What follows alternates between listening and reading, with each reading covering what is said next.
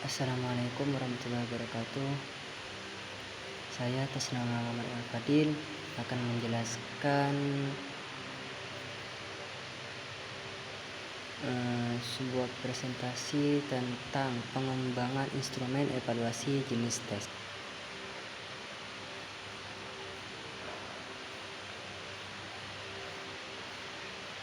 Baik, langsung saja agar tidak berlama-lama. Pengertian tes. Nah, tes secara sederhana dapat diartikan sebagai himpunan pertanyaan yang harus dijawab. Nah, pertanyaan-pertanyaan yang harus dipilih atau ditanggapi atau tugas-tugas yang harus dilakukan oleh peserta tes dengan tujuan untuk mengukur suatu spek tertentu dari peserta tes. Nah, dalam kaitan dengan pembelajaran, aspek tersebut adalah indikator pencapaian kompetensi. Nah, tes berasal dari bahasa Perancis, yaitu testum yang berarti piring untuk menyisihkan logam mulia dari material lain seperti pasir, batu, tanah, dan sebagainya. Kemudian diadopsi dalam psikologi dan pendidikan untuk menjelaskan sebuah instrumen yang dikembangkan untuk dapat melihat dan mengukur dan menemukan peserta tes yang memenuhi kriteria. Tes pada dasarnya adalah alat ukur atribut psikologis yang objektif atas sampel dan perilaku tertentu. Dalam psikologi, tes dapat diklasifikasikan menjadi 4, yaitu yang pertama, tes yang mengukur intelijensia umum yang dirancang untuk mengukur kemampuan umum seseorang dalam suatu tugas.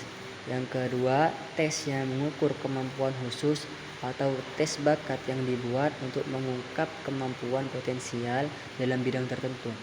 Yang ketiga, tes yang ditujukan untuk mengatur prestasi yang digunakan untuk mengungkapkan kemampuan aktual sebagai hasil belajar.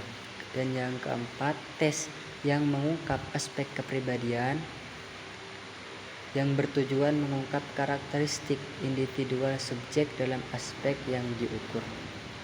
Nah, jenis-jenis tes.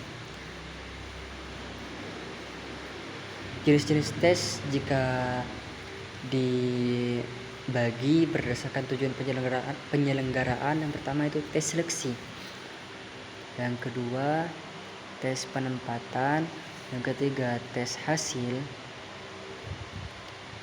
yang keempat tes diagnosis. Apa sih diagnosis itu? Diagnosis itu secara etimologis, nah, diambil dari bahasa Inggris diagnostik, nah, yang artinya mendiagnosis, berarti melakukan observasi terhadap penyakit tertentu sebagai dasar menentukan macam atau jenis penyakitnya. Jadi tes diagnostik sengaja dirancang sebagai alat untuk menemukan kesulitan belajar yang sedang dihadapi siswa.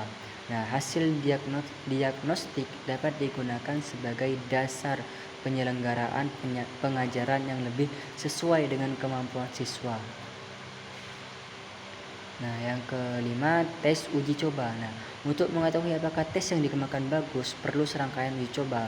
Nah, untuk memperoleh informasi tidak hanya tentang ciri-ciri tes yang penting seperti validitas, reliabilitas, tingkat kesulitan, dan tingkat pembeda, melainkan juga segi-segi lain seperti kecukupan waktu, kejelasan tulisan, maupun perintah tes, dan lain sebagainya. Selanjutnya, jenis tes berdasarkan tahapan atau waktu penyelenggaraan. Yang pertama yaitu tes masuk. Nah, yang kedua tes formatif. Apa sih tes formatif? Tes formatif itu dilakukan pada saat program pengajaran sedang berlangsung. Tujuannya untuk memperoleh informasi tentang jalannya pengajaran sampai tahap tertentu. Nah, ada juga tes sumatif. Tes sumatif itu adalah sebuah tes yang menekankan hasil pengajaran secara keseluruhan. Maka item dari tes sumatif atau bahan cakupannya meliputi seluruh materi yang telah disampaikan. Nah, juga ada prates dan post tes. Nah, sedangkan jenis tes berdasarkan cara mengerjakannya yaitu yang pertama ada tes tertulis, ada juga tes lisan, ada juga tes untuk kerja. Nah, jenis tes berdasarkan penyusunan itu ada tes buatan guru, ada tes terstandar, Dan ada juga tes terstandar. Tes terstandar itu adalah tes yang dikembangkan dengan mengikuti prosedur serta prinsip pengembangan tes secara ketat. Baiklah, sekian yang bisa saya sampaikan. Assalamualaikum warahmatullahi wabarakatuh.